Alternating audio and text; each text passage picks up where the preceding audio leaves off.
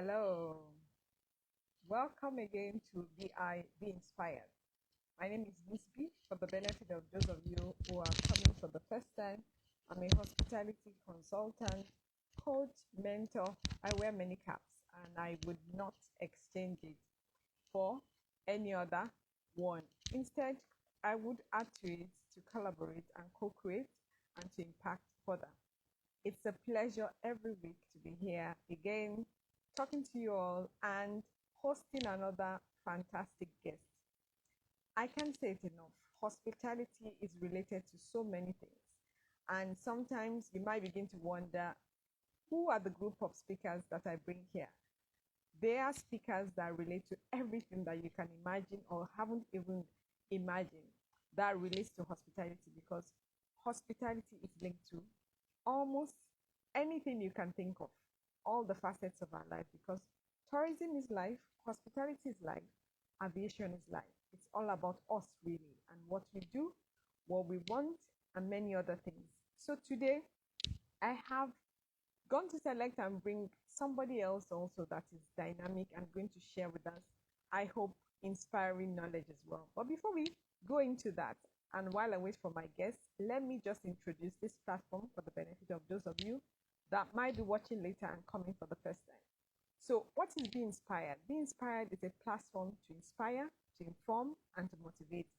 Besides that, it provides an opportunity to have crystal clarity about this career path, especially for people to understand that it's a professional career and not for dropouts, and to debunk all the myths and all the confusion that any other person, the public, might have about this career path as well. Besides that, it's here to project voices perhaps unheard or unknown, and of course, to recognize potentials where some people might see despair in terms of a career path as well. It is a platform that gives young female millennials and centennials the opportunity to share their career journey and stories. But beside all that as well, making it more interesting, we bring on board also professionals in the industry to share their perspectives about the potentials and prospects of this industry and sector beyond what we can imagine at times. And any other profession or professional, an entrepreneur or business person that links to this career space, because we love to keep learning each day on this platform. And most importantly, this platform is to champion female inclusion like never before in the sector I have coined HAT, hospitality, aviation, and tourism.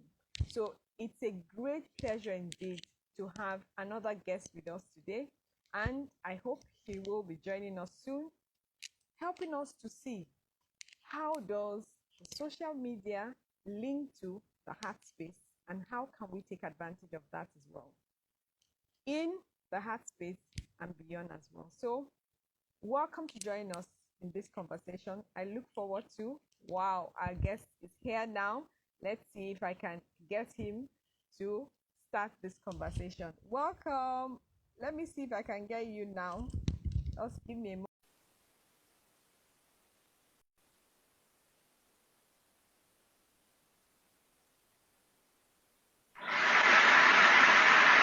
Hello.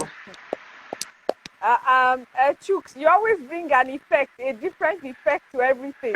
This sound is like, you have already ushered a lot of people already inside. Can you hear me very clearly? I can hear you loud and clear. Hello. Fantastic. Well, I guess people will join and then we'll see how it goes from there. So, my dear audience, I'm excited to have my guest here today. Like I said, he's going to be sharing his amazing insight about the social media space and how can we key into that and relate to the sector we have coined HAT, hospitality, aviation, and tourism, and also to share his story with us. If you have been following my post before today, you might have read one or two things about it, and if you haven't, you have missed out. But I want to take this opportunity to just very, very briefly, I will say, introduce my guest today and leave the rest to the discussion. So Chuk started from a very humble beginning, which he will still share with us. And with social media, he has raised his status to where he is today. And also, he's going to share some of that with us on Be Inspired Today. It is an honor to have him here. And who is Chuks? In summary, I think that he's someone that he has fallen. He didn't stay down there, but raised himself like fire using his words to make things happen in his life, each moment, to build the Happivibes contagious service that he provides today, which he will still talk to us about. He's an innovator, a charismatic, outspoken entrepreneur who has proven his business prowess in very difficult situations. He started out in business as an apprentice in the Igbo apprentice style system that is popular in Nigeria, in the southeast of Nigeria. He served a building material trader in Onitsha for 5 years, and he has been making his way from the ground up with small yet innovative business ideas in his immediate environment after his independence attained. Today, he is the founder of, he will have to pronounce this word for me very well afterwards, Jemdenko. I thought it was, I'm not sure what that Gem the is. We'll Kong, still have Gem to the ask Kong, you. Gem the Kong.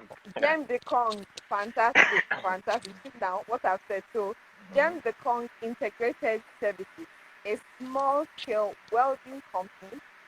He's also the owner of the Barrow rental company, Gem the Con Barrow.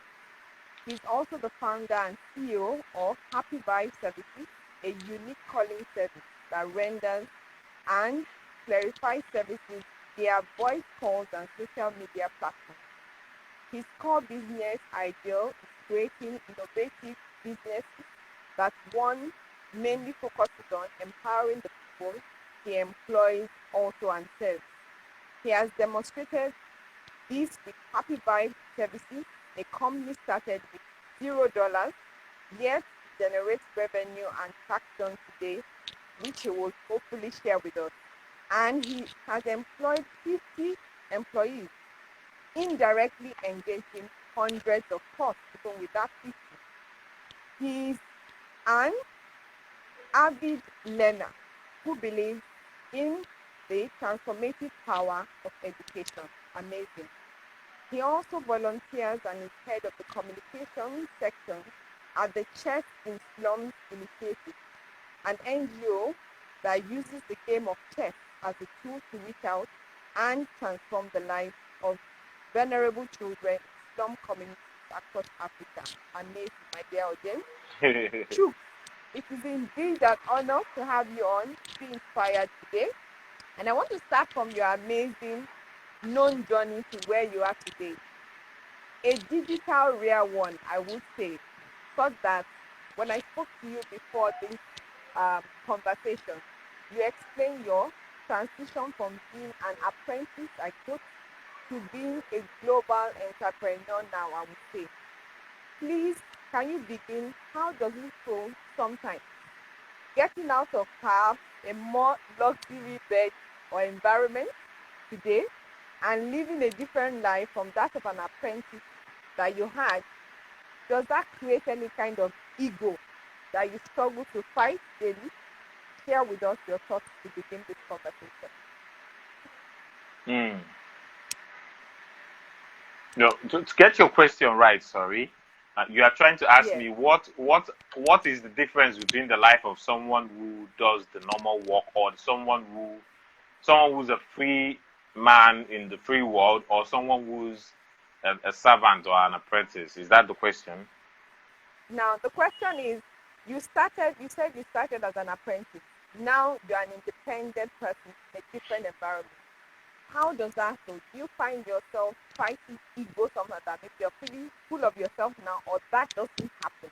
How have you Oh, transitioned from that stage to the stage you are now in a more independent and comfortable lifestyle?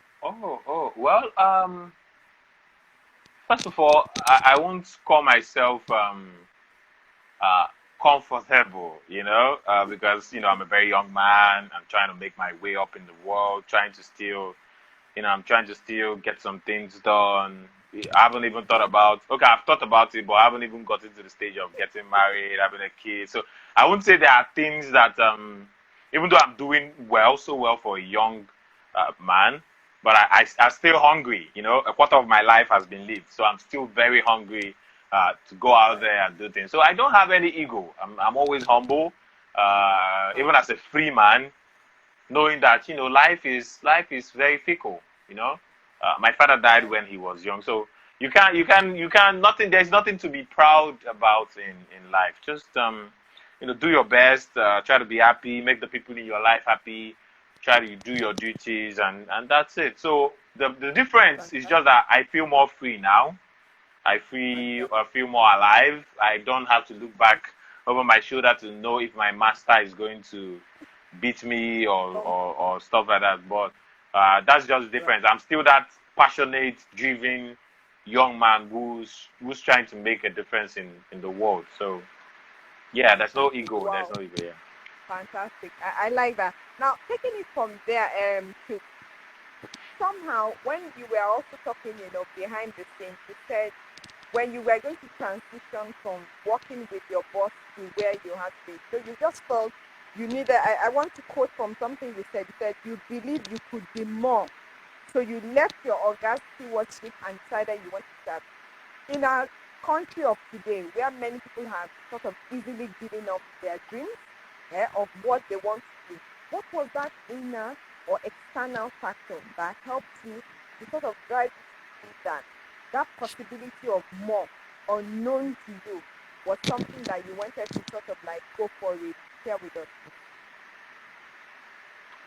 Now, thank you for that question. I've been a very hungry young man, hungry for knowledge, hungry.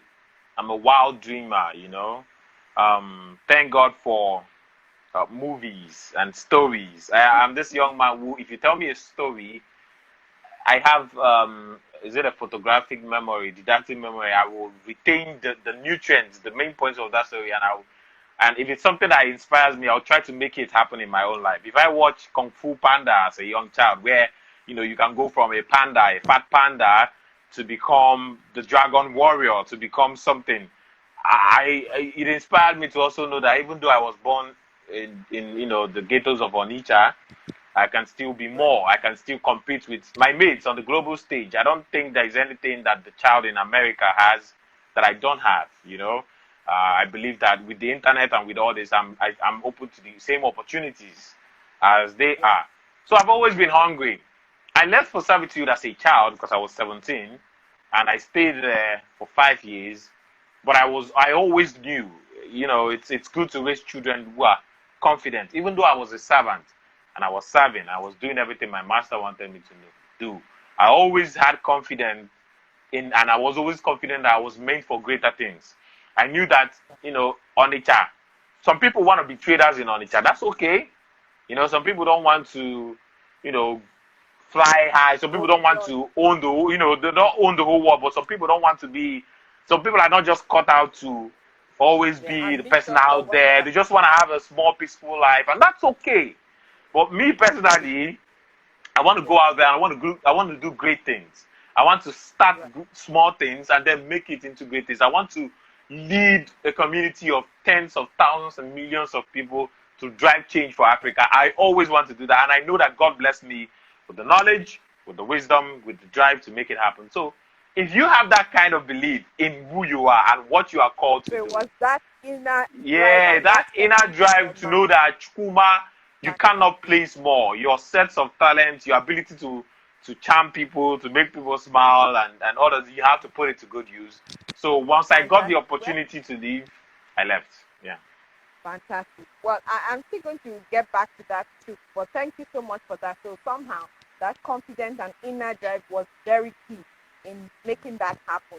Now, another thing that if one goes and reads, your profile, you talked about the fact of how you started Happy Vibe, which you had a different name, Happy Five, Happy Five, if I just put it Happy right. Fire. Yeah, it And was Happy Fire exactly, initially. Happy Five, exact. And something happened to make that crack with all the effort you had put into. And I want you to just please share with us, because we are in a country also that people can easily get down, and how do they begin? So that unexpected challenge that could really have created a wound through, and you might have just given up. In what way did you deal with it? And what would you advise people to have as a backup plan when it comes to leveraging of social media, which I will still want you to talk about later? What should they be aware of from that experience? Please share with us. Okay, before I go on and talk about the experience, I would just like to highlight a lesson I learned from that experience. Right. So I started the company. I found the name Happify. I really loved that name. I, I branded and talked to my friends. We launched. People started supporting the Happify. Fell in love with it. But luckily for me, because I say luckily now, because if it had extended to over a year before it went down, I would have lost my mind. But luckily for me, 2 weeks after, 2 weeks and a few days, another US company that answers the name. Of course, we saw them when I was starting the company. We saw them, but because they are in a different sector, we decided to just start our own. Since we are operating a calling service, they are operating a tech app and stuff. But this firm reached out to us and wanted us to stop using the name on the internet. They know they have no right to tell us to stop using the name. But on the internet, they said it's going to confuse with theirs. And I don't know how they do it. They are powerful, and they've been on Instagram for many years, for 8-9 years. So they were able to report to Instagram and shut down our account and stuff like that. So it hurt really bad. It hurt really bad because, where we operate is basically online. So the lesson I wanted to share is, before you create any brand, do your due diligence.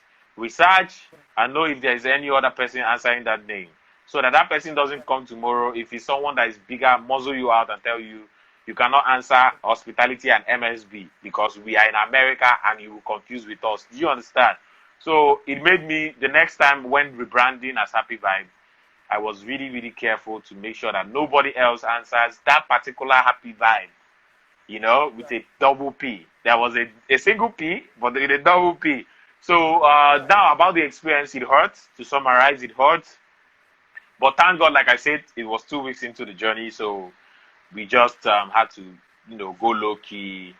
We start looking for another name. We brand. It hurt me because I really love the name. Happify is an English word that says to make people happy, to make someone. If I say I'm going to happify you, so it was a perfect word for what we wanted to do. But then we even found a better name, Happy Vibe, which I am a vibe. I bring happiness and vibe wherever I go. So we found a way. It hurts, but that's the mentality of picking yourself. This is not the first time I've failed in business. Not really a failure, but challenges have come. So when challenges come, that mentality and remember that belief and confidence in yourself. You are like, Shane and me form Happify.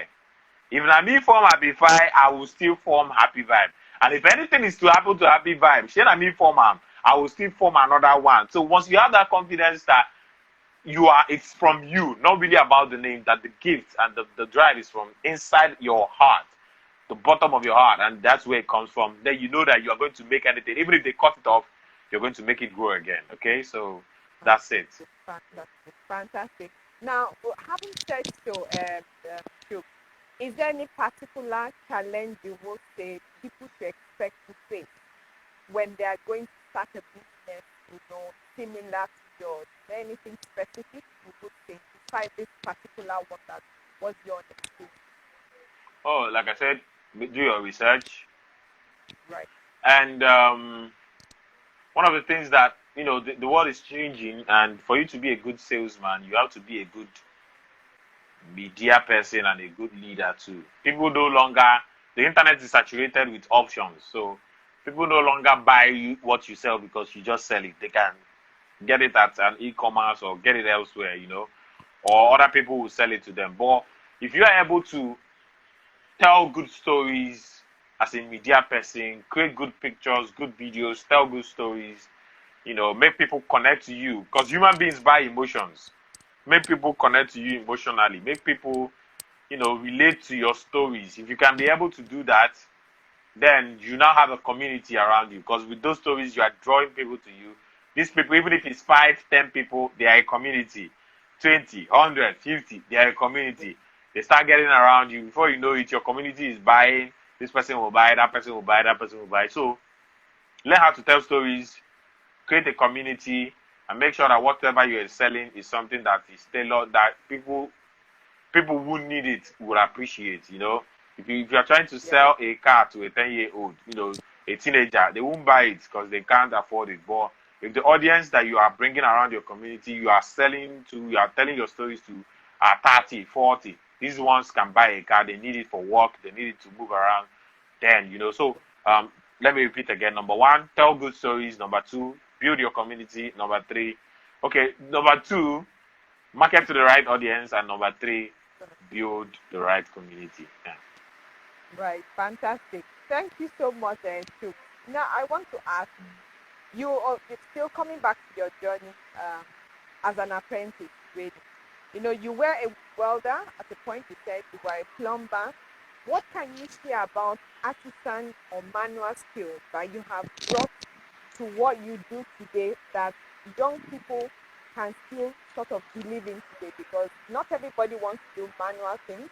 Not everybody wants, everybody's looking for a fast, smart money, just to make money, more, whatever. So, what can you say about starting small with skills and then building up that way as a business person? Share with us. Beautiful, beautiful. One of the things that affect Nigeria as a country is we are a country in a hurry. We want to be like the US, but the US is 200 something years old and they've gone through a lot of processes to get where they are. Absolutely. Now, young people in Nigeria and in Africa also do not believe in processes. I want blue, I want hammer, but doing business as a plumbing salesman, not plumbing material salesman, not really a plumber, and a welder, building a welding company from the ground up has taught me that everything good, everything that will last, everything sustainable has to go through the fire of processes. Sorry. Has to go through the fire of processes. You have to build brick by brick. If you try to do everything it will also fall down. You need to take your time to build processes. Take your time to get this thing. So I think that's the main thing that doing things as from the scratch. Because I've been at the lowest of lows. So I know what it means to build from the ground up. And yes.